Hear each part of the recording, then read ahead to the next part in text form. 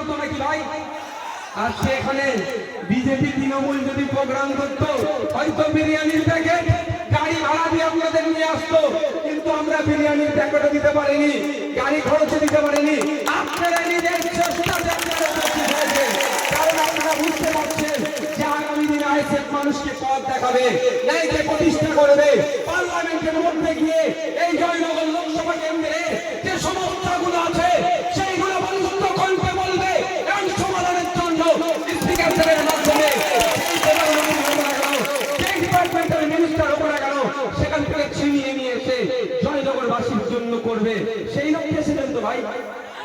তাই আপনাদের একটা দায়িত্ব নিতে হবে।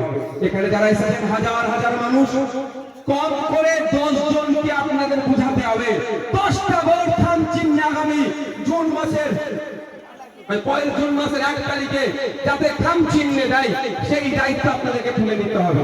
পারবেন? পারবেন? আপনারা এখানে কম করে 5-7 হাজার মানুষ আছেন, কম করে যদি 5-7 হাজার মানুষ 10 জন করে দায়িত্ব নেন তাহলে কত হাজার মানুষ ভোটটা আমাদের দিকে এমনি চলে আসবে আপনাদের মাধ্যমে। কম করে 50 থেকে 70 হাজার ভোট পক্ষ থেকে জয়নগর লোকসভা কেন্দ্রে মাস্টার মশাইশ্রী শ্রদ্ধেয় সম্মানীয় মেঘনাথ হালদার মহাশয়ের সমর্থনে ইন্ডিয়ান সেকুলার ফ্রন্টের পক্ষ থেকে জনসভায় যারা উপস্থিত হয়েছেন, হুমকি চুমকিকে উপেক্ষা করে ভয় ভীতিকে কাটিয়ে এই গরমকে উপেক্ষা করে এখানে যে হাজার হাজার মানুষেরা মা বোনেরা যেভাবে স্বতঃস্ফূর্তভাবে উপস্থিত হয়েছেন প্রত্যেককে আমাদের পার্টির পক্ষ থেকে আন্তরিক অভিনন্দন, ধন্যবাদ এবং শুভেচ্ছা জানাই। আরো ধন্যবাদ জানাবো এলাকার কমিটিকে যাদের প্রচেষ্টায় আছে এই সমাবেশ করেছেন।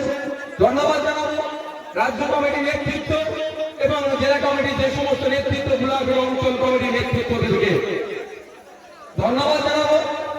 প্রশাসনের বন্ধুদেরকেও যাদের সহযোগিতাতে এই প্রোগ্রাম সুষ্ঠুভাবে সম্পন্ন হতে চলেছে। ভাই প্রচন্ড গরম, কয়েকটা কথা বলবো। যদি বলে টাকা নাই, চুরি জয়ের সার্টিফিকেটটা পাচ্ছে আপনাদের প্রচেষ্টাতে। সকলে ভালো থাকবেন, সুস্থ থাকবেন, এখানে বিদায় নেবেন। এর মধ্যে কেউ ঢুকবে না, এর মধ্যে কেউ ঢুকবেন না ভাই, আপনারা একটু বেরিয়ে যাবেন।